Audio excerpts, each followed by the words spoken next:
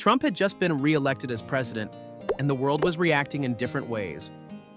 One morning, I woke up with a random thought. What's Russia like now? With all the buzz about Putin and Trump's relationship, I wanted to see firsthand if things had changed. So, without thinking too much, I decided to book my tickets and fly to Moscow. But it wasn't that simple. Finding a flight turned out to be a challenge.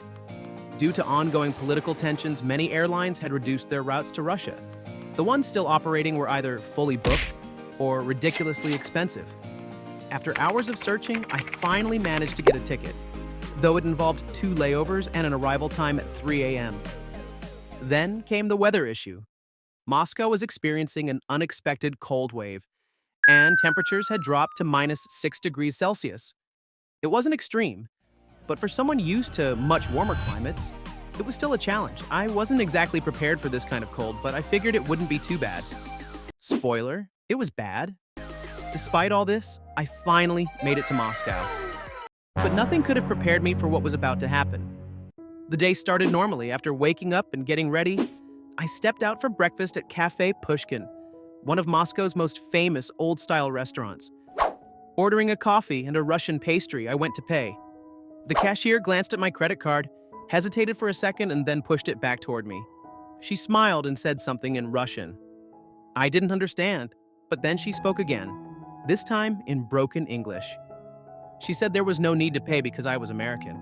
At first I thought maybe it was a promotion, but the same thing happened again later. I booked a cab from Arbat Street to go sightseeing at the Kremlin. When I pulled out my wallet to pay, the driver glanced at my passport and suddenly he looked at me and passed a smile, and he made an instant 60% discount for me and saying something about Trump. I don't understand it either, but he looks happy. By evening, I was strolling around Red Square, enjoying the sights. The snow, the lights, the distant sound of music. It all felt surreal. Out of nowhere, a Russian man suddenly pushed me from the front. Startled, I instinctively said sorry, but he didn't seem to care. A few seconds later, I checked my pocket. My wallet was gone. Realizing I had been robbed, I took off running to catch the thief. But as I closed the distance, I noticed something strange. He wasn't running away, instead he was running toward me.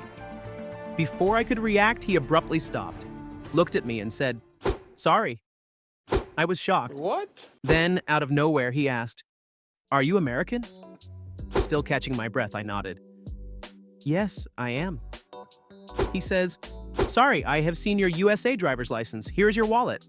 He immediately handed my wallet back, and to my surprise, not only that, but he even pulled out a 50-ruble note and pressed it into my hand, telling me to buy myself a coffee since it was cold outside and invite me a chess party at Gorky Park.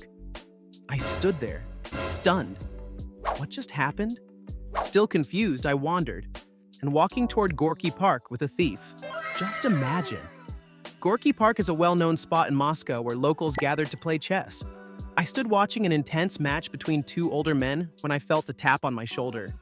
He grinned, acting as if nothing had happened earlier. He casually invited me to play chess. I was too baffled to refuse. We sat down, and the game began. At first I was holding my own, but then something felt off. My knight was missing. Scanning the board, I was certain I had placed it there a moment ago. Looking up, I saw the thief smirking. He leaned forward slightly amused. He said something about how in Russia, even in chess, things can disappear. But he reassured me, since I was American, he'd give it back later. I was beginning to understand that in Moscow, things worked very differently. Later that night, I finally returned to my hotel, exhausted from the day's events. I unlocked my door, stepped inside, and then my stomach dropped. My luggage was gone. Panic set in as I rushed downstairs to the reception. I explained what had happened, and they quickly checked the CCTV footage. As the video played, my heart pounded. The camera showed someone walking out with my luggage. I leaned in closer, and that's when I saw it. The thief. He was wearing the same jersey from earlier, the one with the number 10 on the back. Everything clicked into place. After watching this, I have got a flashback when we were playing chess. He gave his phone number and said to me, "If anything happened, call me." I checked my pocket, and yes, there is phone number on a note. Grabbing my phone, I dialed the only number I had, his. He picked up almost instantly, as if expecting my call.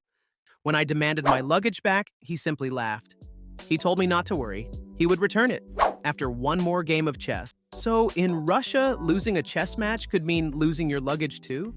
That night, as I sat in my hotel room with my suitcase finally returned, I couldn't help but laugh. Russia had surprised me in every possible way. 2 days later, now back home, I sat in my bedroom, laughing to myself. One thing was clear, this was a trip I would never forget.